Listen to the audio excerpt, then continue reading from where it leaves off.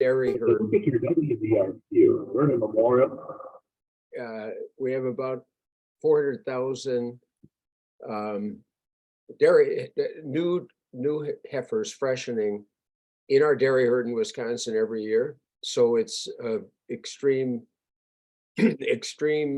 economic importance, and it is becoming more extreme because a lot of the very large producers are sending heifers out to the western state, have been sending heifers out to the western states. And we all know what's happening in the western states. By western states, I mean this side of the Rockies, the Great Plains. They've been under drought for maybe 10 or 15 years. Cow-calf people are giving up their business, and some of these contract heifer raisers are also either giving up their business or able to run fewer heifers, therefore they jack up their price. It's began with transportation to places like Kansas and Colorado increasing rather dramatically in the last 3 or 4 years. It is beginning to be a greater financial burden here in Wisconsin. So we're going to talk about heifers. Heifers are actually the future of your herd. Everybody outside of the dairy industry gets their knickers all tied in a knot because the replacement rate on dairy heifers is so high, and it's because of industrialized dairy, and that's because we're mean to our animals. Well, that's not it for the most part. But the reason we have a high cull rate, which is anywhere between 30 and 40% in the dairy industry, is because people are constantly trying to select for better genetics. And number one, and number two, some of the cows don't last a long time in some of the operations. But they are the future of the herd. That's where you introduce new genetics. And so if you raise them right for production, with production in mind, and if you do that without breaking the bank, you're probably going to ease yourself into a pasture-centric system. And that's what we're going to talk about today. So let's see. If you think of just about the production side, not the numbers, not the economic side for a minute, it is proven that if you raise cattle, especially right before freshening, that year before freshening, if you raise them on pasture, the average daily gain that you get on those animals with pasture only, with a decent sward of grass, with some legumes, is about what the industry likes for average daily gain. And that's someplace between 1.5 and 1.6 pounds per head per day. They have proven, and we'll take a look at the numbers, that you do have a greater production in that first lactation from an animal that has been raised on pasture versus one that was raised in confinement. There is, and you can understand this from basic physiology of the animal, there's about a greater than 50% reduction in displaced abomasum on those first calf when they freshen. About a 60% reduction in calving difficulty, a 33% reduction in milk fever, especially amongst Jerseys, greater fertility rates in those animals to breed back, get bred in the first place, but then breed back, greater herd longevity. They're just animals that are built more substantially. So on production, there is some data that has been generated at the University of Wisconsin on the difference between heifers raised on pasture and heifers raised in confinement. This is the average daily gain. You can see that the average daily gain on confinement animals and on pasture raised animals somewhat similar, but the average daily gain on pasture is greater. And certainly in the beef industry, we see this when we're finishing cattle. That first 305-day lactation, you're going to get about an extra, according to the studies that they've done up in Marsh, in Arlington, in Wisconsin, you're going to get something in the order of 300, about 300 pounds or 3,000 pounds, 3,000 pounds more milk in that first lactation. At $20 a hundred, you're looking at what, 1,500 or a couple $100 more, $300-400 more in income. So that's as much as I've got on the production increases. They're important. What we need to do is measure the cost of vet bills on those animals versus the herd. We don't have enough data to really do that well yet. The other thing that you get with managed grazing is ecosystem services.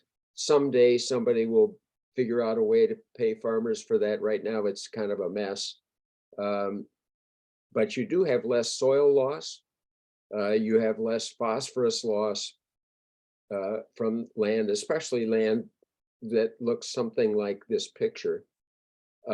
Less carbon loss, and actually there is carbon. It's the only way to use land where you, other than forest and grapevines and other permaculture, it's the only way to actually sequester, on a long-term basis, sequester carbon. And you do have reduced rain runoff. Here's a corn and bean field, my neighbor, and done, quote, no-till. And inevitably in the hillier parts of, and this isn't any more hilly than what we just saw, you're going to have erosion. And actually we can measure that. This is based on my farm, actually, which is sloping. Our slopes are anywhere from 6 to 20%. But on average, on our whole farm, if we ran corn and beans with our silt loam soils, we'd be looking at, with corn and beans, with spring cultivation, but planting on the contour, but with total spring cultivation, we'd be looking at almost 15 tons of soil loss per acre. With managed grazing, we're less than 0.01 tons. And the conventional type of no-till, where you don't do spring cultivation, you can see is a big reduction, but it's still far more than if you covered it up with grass and left it that way and used managed grazing. Along with soil loss comes phosphorus loss. Phosphorus is, as you know, attached to soil particles. This is from some studies that have been ongoing for 30 years at the University of Wisconsin in Marshfield. These bars represent samples taken 10 years apart for a continual corn using minimum tillage, and then CS is minimum till corn soybean rotation, and then an organic corn soybean wheat, followed by wheat with a cover crop, and then corn direct seeded, and then 3 years of alfalfa, and organic corn oats with alfalfa, followed alfalfa after alfalfa, and then managed grazing. This is the change in C since the year 19 carbon since the year 1989, and you can see that the only agricultural practice that actually is accretive, actually adds to the carbon in the soil, are the managed grazing carbons or managed grazing systems. On rainfall, this again is my farm, 5 to 20% slope on silt loam soil. The way to read this chart is if you had a rain of 4 inches, the runoff from our farm theoretically would be less than ½ an inch. On corn and beans with spring cultivation on the contour, you'd be at almost, well, no, you'd be at 1.75 inches of runoff.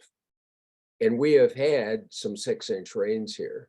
And in fact, the little town below me called Coon Valley, Wisconsin, was featured in the national nasty news for having flooded and having a bull run up and down the main drag of the bull, which incidentally was washed from a fellow I know, washed from a farm of a fellow I know about 2 miles away, ended up on the main street of the town. There are some nuances to all of this. The level of infiltration, the amount of organic matter, and soil structure and abundance of soil organisms all play a role in how much rainfall goes off of the field. But there is an advantage to managed grazing. You can tell all of that to a farmer, and unless you can prove that it is not going to hurt financially, you get a, gee, that's really nice, but I think I'll stay with what I'm doing kind of an answer. But if you look close at the numbers, and this is the beginning of looking at cost, in last year, nationally, we had about a 38% cull rate on the dairy herd, the national dairy herd. If you look at the cost structure of the average dairy in the upper Midwest, you're looking at the cost of replacements to fill that cull rate being 16% of the total cost structure of the dairy operation. In 2021, in the upper Midwest, each replacement heifer, as it enters into the milking line, costs about $1,840. That's from some good data sources, fairly robust reporting, 300 or 400 farms reporting. We can prove, and we have on a number of farms, and we're going to talk about the tool that we use to calculate this, that with managed grazing for just one season, in that last season before freshening, that we can save about $300 to $360 on average per head. That gets taken off of this $1,840. That, if you divide 300 or 360 by the cost of these, it's about 16 to 19% reduction of the total cost of the heifer. If you multiply that times the 16% represented by the cost to the operation of that heifer or all the heifers, that equals about 2 to 3% of the total farm cost. The dairy industry is a thin margin business. 2 to 3% often is more than people are making bottom line. And so we're talking about, in the most cases, almost doubling the bottom line of an operation simply by saving money on replacement heifers through managed grazing. Why is that? Well, this is the underlying engine of that. we took from a data source called FinBin, which is run by the University of Minnesota, on land that is owned by the producer, but without the producer's labor. And there were 260 farms that reported on hay, 300 and some farms that report on silage. That the average yield in those farms, upper Midwest, dry matter, this is not as fed, dry matter, 3.7 tons of dry matter on hay, alfalfa hay, 6.9 tons of dry matter per acre on corn silage. Now remember, corn silage as fed is probably 60% moisture, so you're looking at something like 14 tons as fed.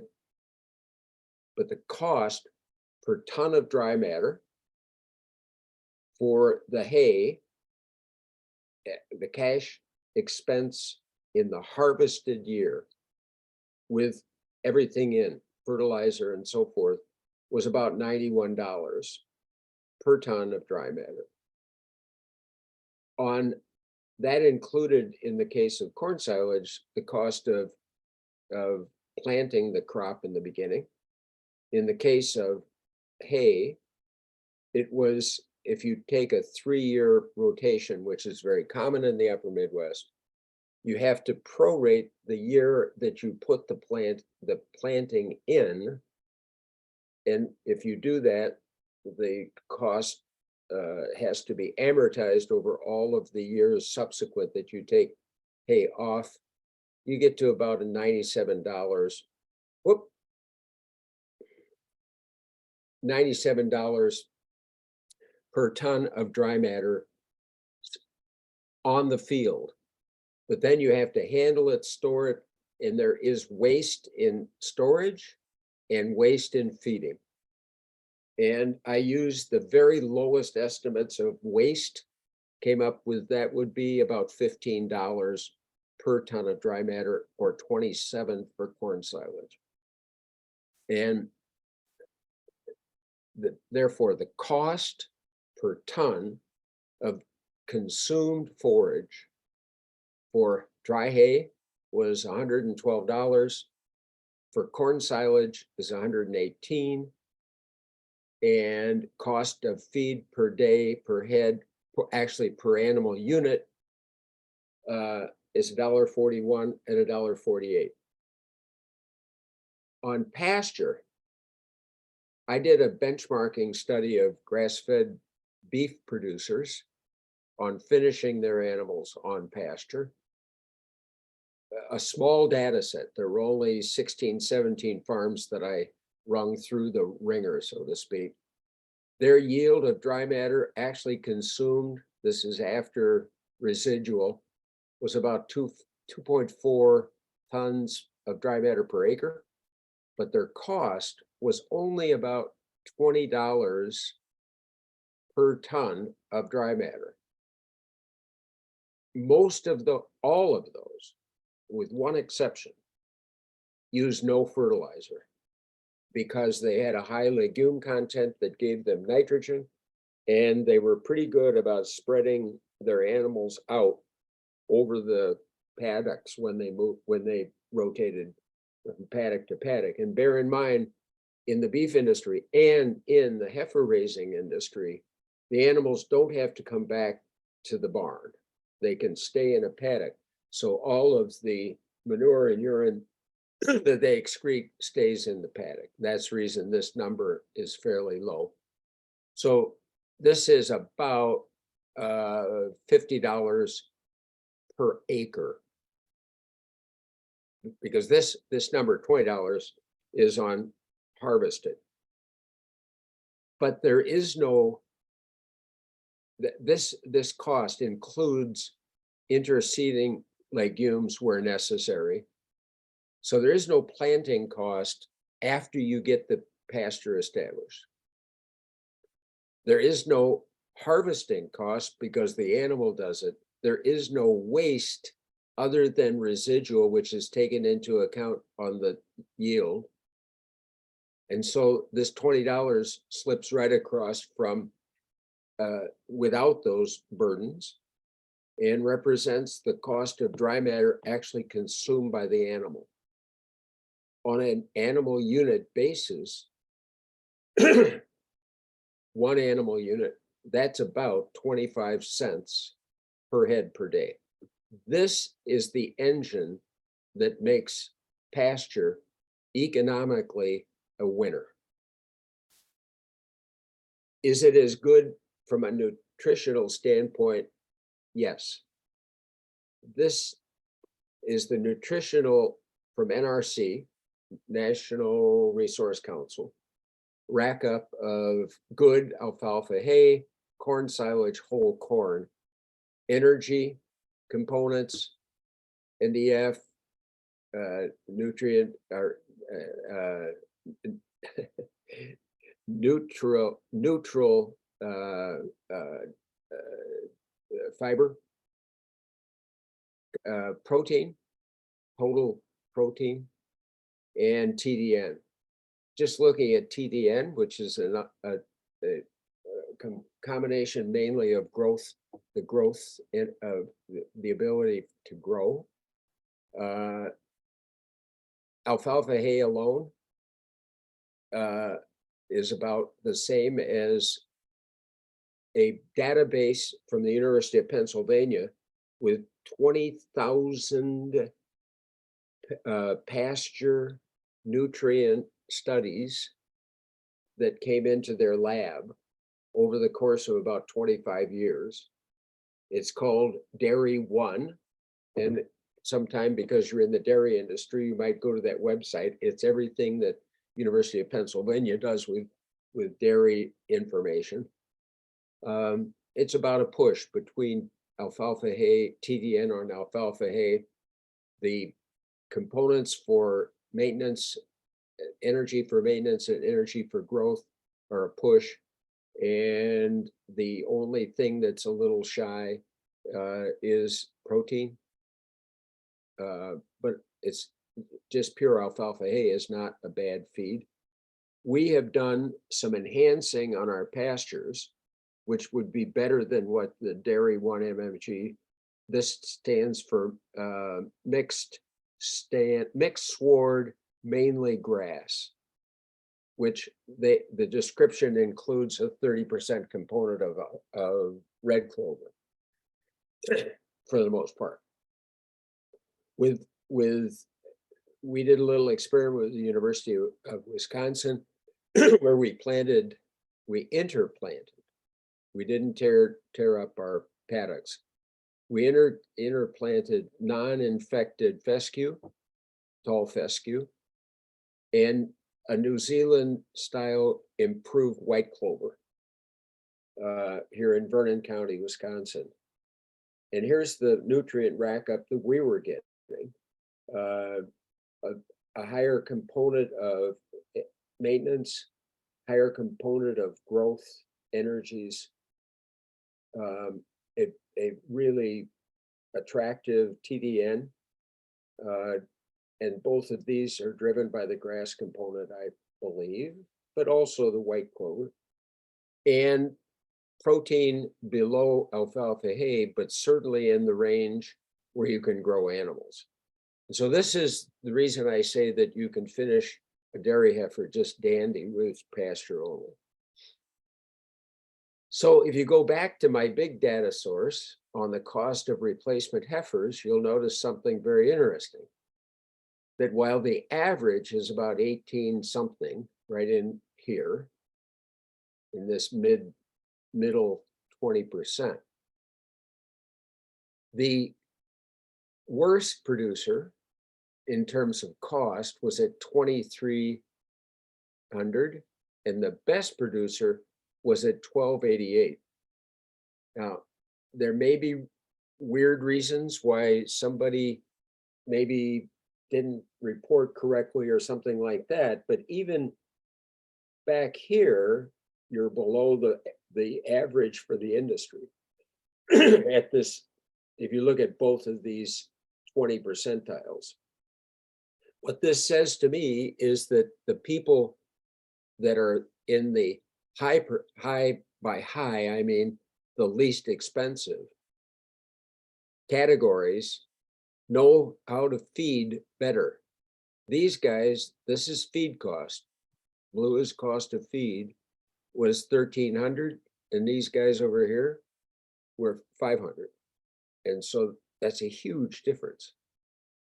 You can do that, and mainly it's because how they use pasture. And this was from, by the way, from 393 farms. I don't know the production details out here, but my guess is it was because of pasture. It's hard to suss out from the data whether it was pasture or not. But it does speak to the concept of management. And I find this in the beef industry as well. You hear a lot about averages, but if you're a smart manager and really understand your costs, you can be a low-cost producer. And especially in the area of feed, you can see here, just eyeballing this, feed is roughly half of the total cost of these heifers. And incidentally, the other high-cost areas in raising heifers, replacement heifers, is in the time between birth and weaning and the last 3 weeks before freshening.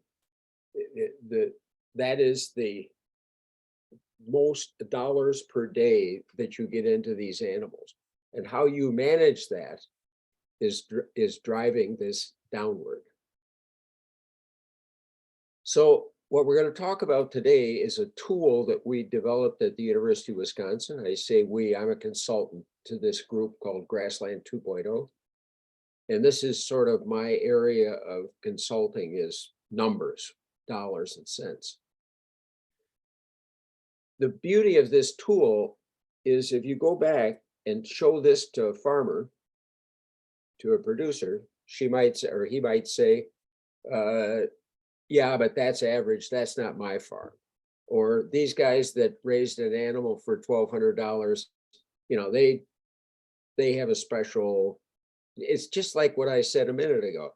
There's something weird about that number. You always get that when you talk to a producer. Well, here's a tool that is designed to help predict the changes in cash flow and economic cost that could result from a decision to raise heifers on pasture versus raising heifers in confinement. It is specific to the farm as to place, soil, slope, and configuration of the farmstead. Is it all contiguous? Is the place where you're raising your heifers, 200 miles away on cement someplace? It is specific to your operating system and your cost structure. It is something that in ag economics, and I'm an ag engineer, not an economist, but I did endure a year and a half of accounting along the line of getting a master's in business. It was horrible. Anyway, it's something called a partial budget, and it answers the question: if I buy this thing over here, or if I change what I'm doing over here, what are the additional costs and what are the additional savings that I can realize having made that change? It does not look at the total cost structure, only the things that would change if you did XYZ different. The other powerful thing about this tool is that the farmer themselves inputs the information. And sometimes if they have no immediate knowledge of grazing, it would probably be with somebody holding their hand, and that'd be the service provider. This is where that tool resides at a website called grasslandag. Yeah, there we go. Grasslandag.org tools. And you simply click on download Heifer Compass, and the spreadsheet is yours for free. And there's fairly good instructions with the sheet. Now we're gonna, let's see, we're gonna go to the sheet itself. Hope you can see this well. Let me crank up the volume a little bit. So that, so the sheet looks like this.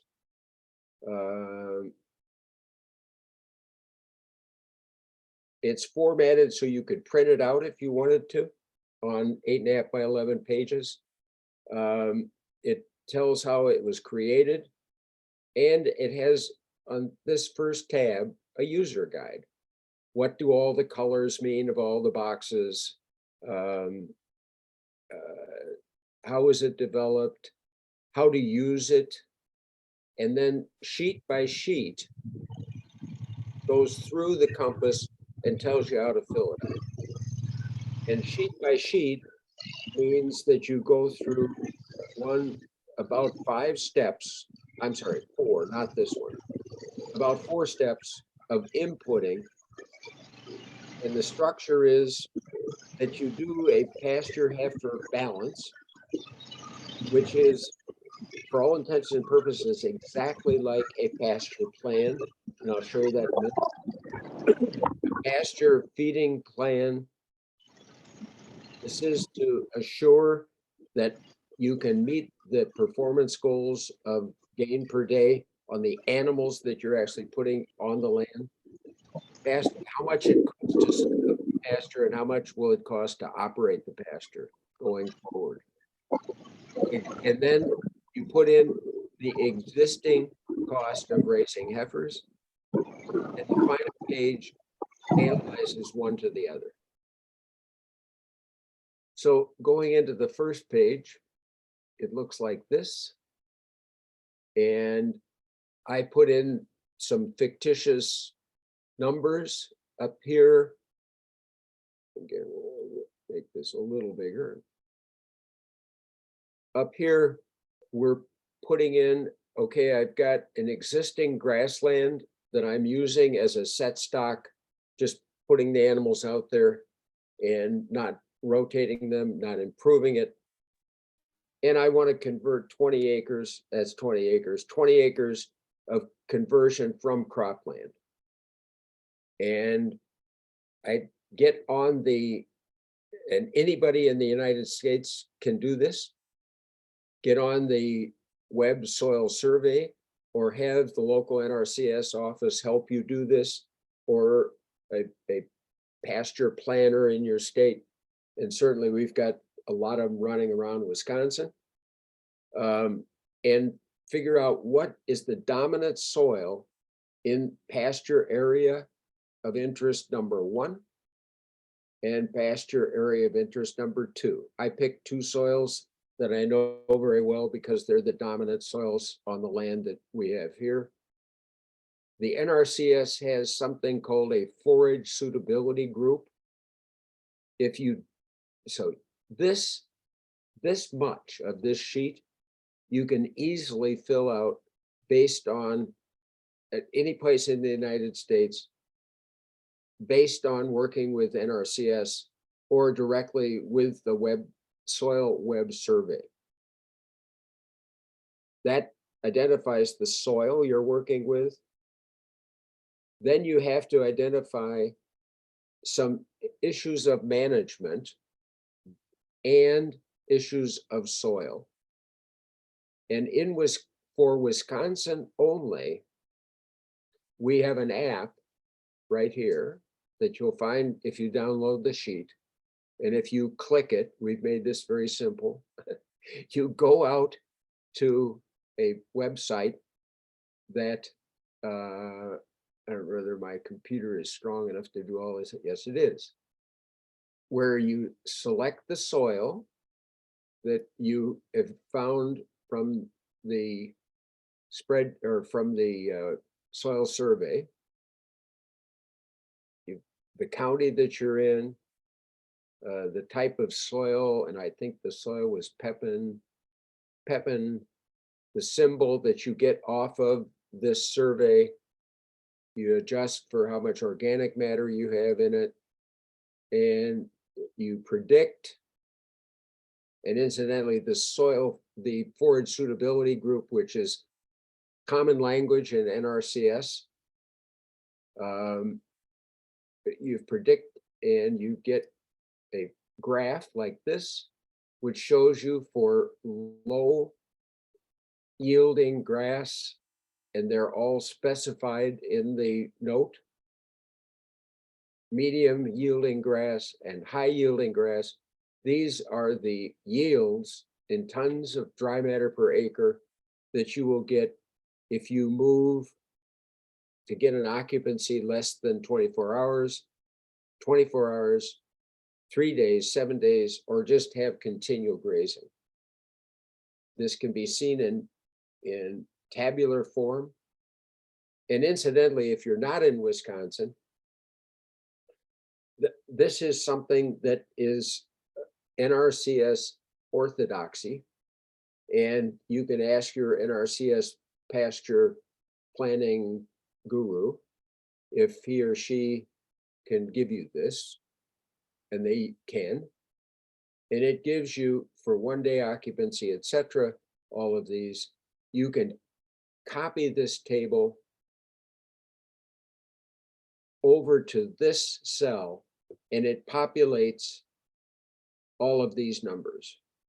So in area number 1, with low yielding variety, you could expect, if you move cattle every 12 hours, you could expect 3.75 tons of dry matter per acre per season, 4.5, etc., for these different yields. This is where you can play with, am I in for daily moves? Can I get somebody to do that for me? Or could I do it? Will I have time? Or can I go to 3? And it shows you the reduction in total yield for the year by doing that, or having different cultivars or species and cultivars in your pasture.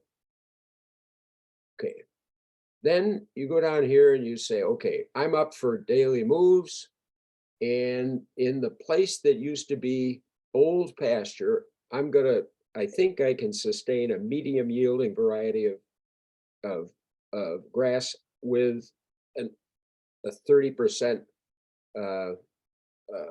percent of some kind of legume, and that will give me a product in that area. With that management, I'll get 3.7 tons per acre. In this second area, 4.13 tons per acre.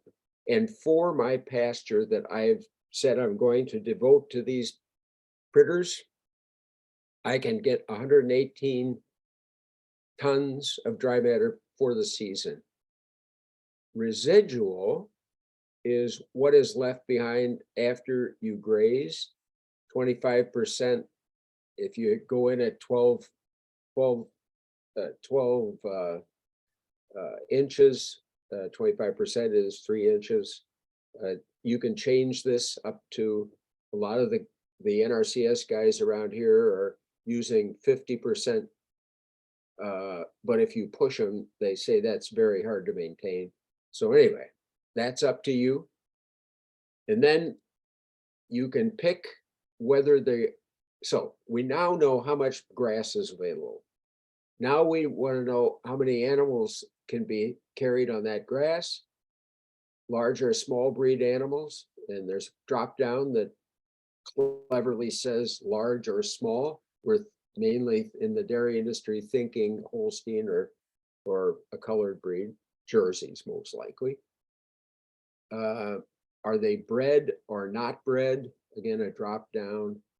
How many heifers do I aspire to raise on this land? 50, which would put us at about 1.25 heifers per acre, less than an acre per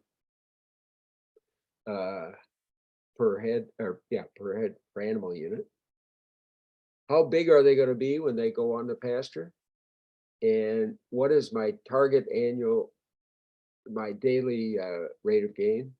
And the choices come out of the tranches within the NRC recommended nutrient levels to get these amounts of gain per day. And then how many days can I contemplate keeping them on pasture? And this then, all of these together, these entry cells, will let you know if on 50 head, you have sufficient pasture. And a little, we calculate the sufficiency ratio out here, which I will tell you if it goes below 120%, like if we tried to squeeze 60 head in here, it would say insufficient. And so we'll put 50 back and we cut off at 120%. So this is a little safety built into the program. If you're going to supplement with other sources of dry matter, you would, there's a drop down here that would say yes or no. From our experience in the upper Midwest, the answer would be no. And in Pennsylvania, the answer would be no. And in New Jersey, the upper tier of states would say no. So we've now balanced availability of forage with the use of forage, and the rest is quicker. Pasture feeding plan. This answers the question, do I have enough oomph in my pasture to handle the animal? And we've got little signs that say low, good.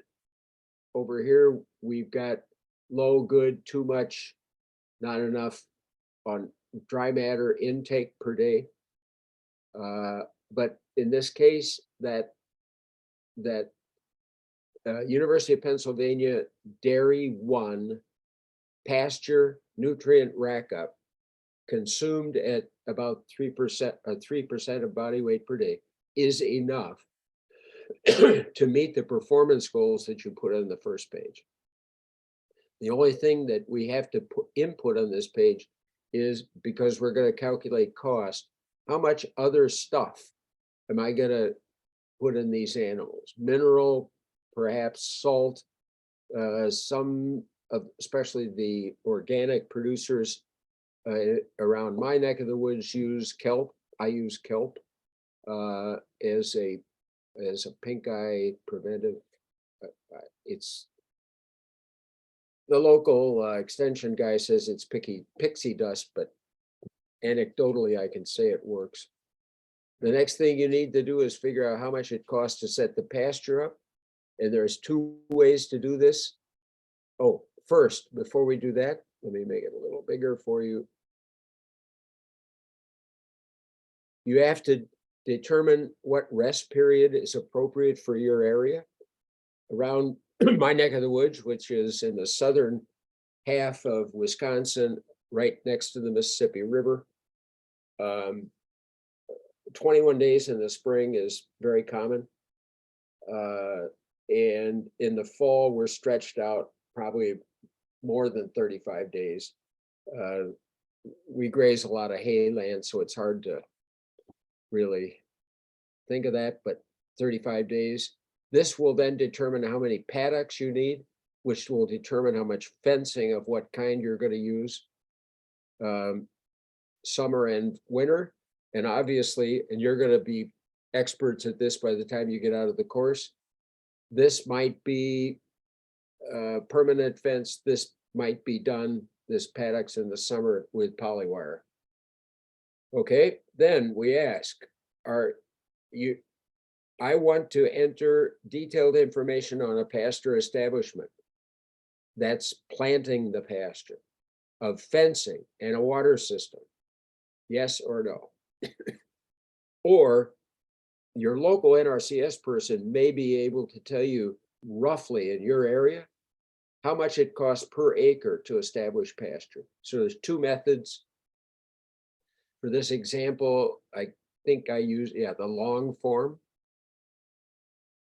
Incidentally, if you push per acre, the long form goes away and you get short form, cleverly. Detailed. And so on the detailed pasture establishment, bring the fertility up to the right level for your pasture at the get-go. Seed, equipment, that calculates the total cost of both of these areas. I'm assuming that the existing grassland had a lower fertility level here, but this is up to the producer. So it cost $8,000 on these 40 acres. And then permanent fence, interior permanent fence, polywire down here, and movable fence. This, I labeled this wrong. And how much the materials cost, how much the installation cost, how much the useful life of that all is, so we can figure out depreciation. How much the energizer might cost if there isn't one existing. Do I have to put in gates? Do I have to put in lanes? And then on a water, so here's the total fencing cost. And then on a watering system, am I going to water in each of the paddocks? How am I going to do it? You lay it out on a map, obviously. The map that you got from going onto the web soil survey would do that at the right magnification. And then, am I going to have to buy anything special just for this? And maybe an ATV, probably nothing. You might want a brush hog to clip pastures with. So this is the total new equipment cost. This is the total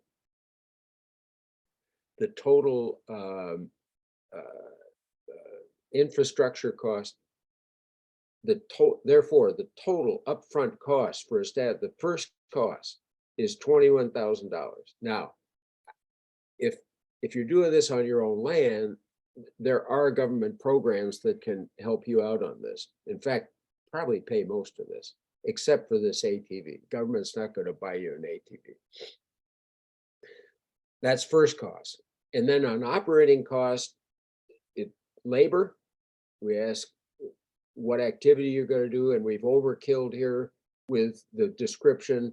None of us do these things separately. We all do it in one fell swoop every day. How much of it is your own labor? How much you're going to hire?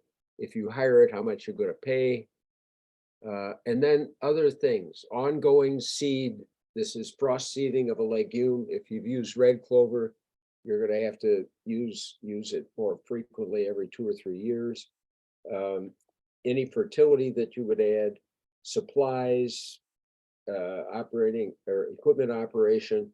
This is not the labor part of it, but just the cost of running the machinery.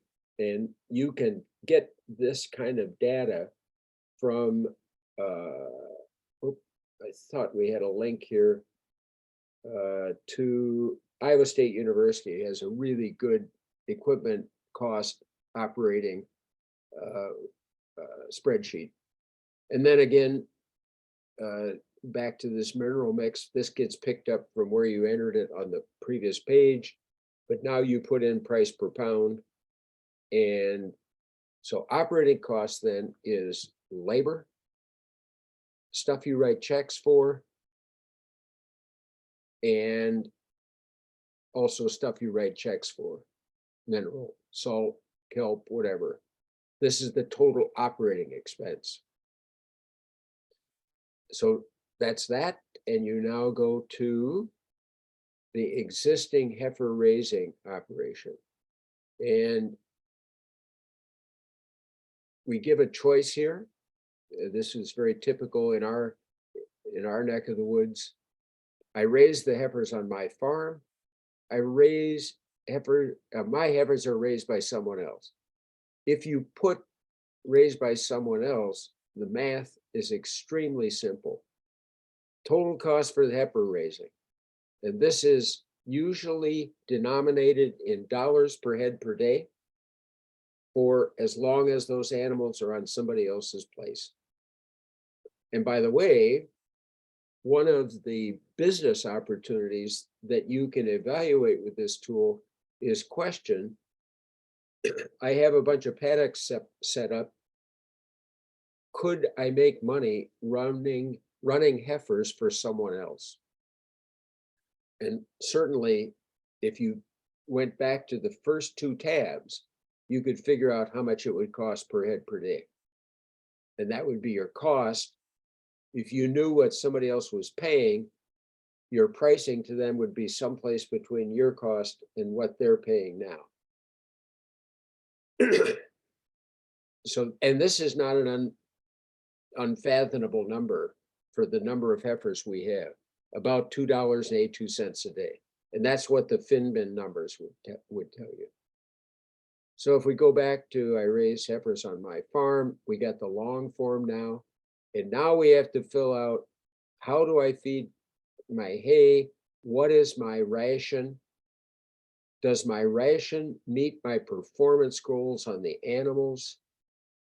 And you'll see if I let's just change this to something screwy.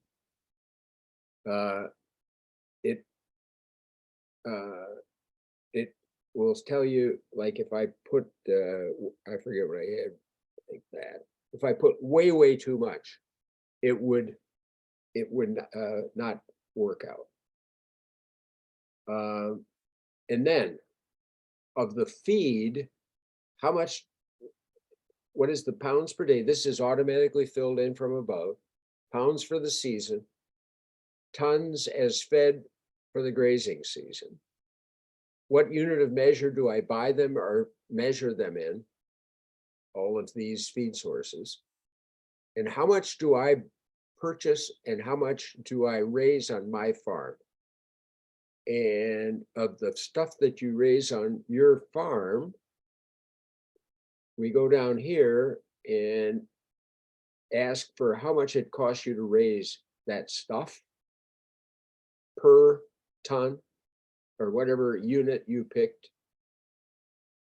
And then this calculates the total cost of the feeding of this cost of item over the same grazing period that you picked for the grazing period we're analyzing.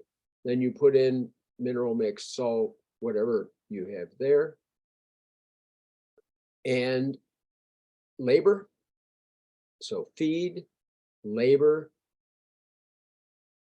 capital items that you might have, and then direct stuff that you write a check for.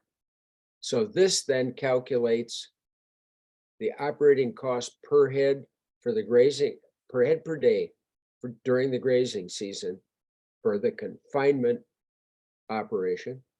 And if you'll recall, I didn't show it to you actually, so you probably, where were we? Total operating expense. I don't think we do a per head per day here. It shows up in the financial analysis. So anyway, we did how much it costs to establish and operate the pasture, how much you are currently spending on heifer raising, and then we compare the two. And this is a little financial in its look, but here are the important numbers. Put the pasture establishment cost aside a minute. The cash operating expense of pasture system during the grazing season, $4,704 from before, 57 cents a day. Cash expenditure during the grazing season, whoops, if we're raising them ourselves, if we raised them, it would be $263 a day. And then remember, I did put in if somebody else raised them, it was $282 a day. These numbers are not atypical of what we're finding. And so here is that the difference between this and this is about $2.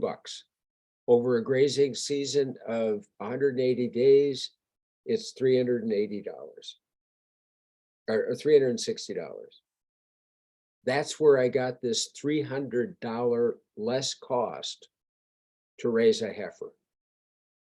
And so if you could simply put a heifer out for that last year before freshening, you'd be saving that $2 a day, given all the assumptions that the producer put into this model. We also have the capability of harvesting, if you elect to harvest hay off of the pasture area rather than graze it.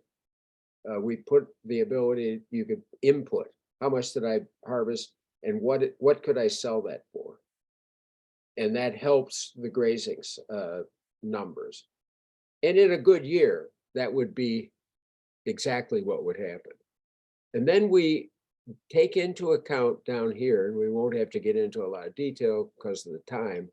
We take take into account the fact that of the land, the crop land you took out of production, you're gonna you have been raising crops in that on that cropland, and if the crops you took off of that cropland is more than what you would feed those heifers, then we give you credit for that.